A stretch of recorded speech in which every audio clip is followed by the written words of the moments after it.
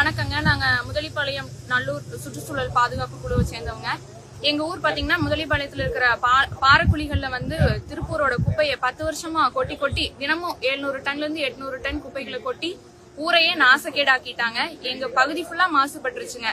மாசுபட்ட பகுதியை அறிவிக்கணும்னு நாங்களும் 10 மாசமும் போராடி பார்த்தோங்க. இதுக்கெல்லாம் முக்கிய காரணம் மேயர் தாங்க. திருப்பூர் மேயர் தினேஷ்குமார் அவர்கள் தாங்க.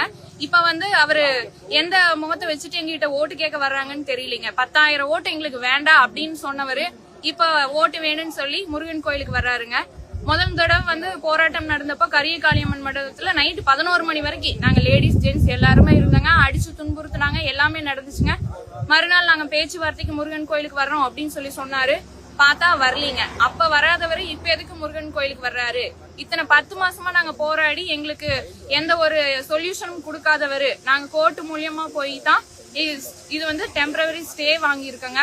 முழுசா தீர்வுன்னு எங்களுக்கு வரலீங்க. இன்னும் எப்படி அவரை எங்க ஊருக்குள்ள அனுமதிக்க முடியுங்க? அதுக்காக எங்க போராட்டம் அறம் வழியில இருக்கட்டும் கருப்பு உடை அணிஞ்சு வந்திருக்கங்க. எங்க கேள்விக்கு அவர் பதில் சொல்லிட்டு அப்புறம் அவரு என்ன வேணாலும் பிரச்சாரம் பண்ணிட்டு என்ன வேணாலும் பண்ணட்டுங்க.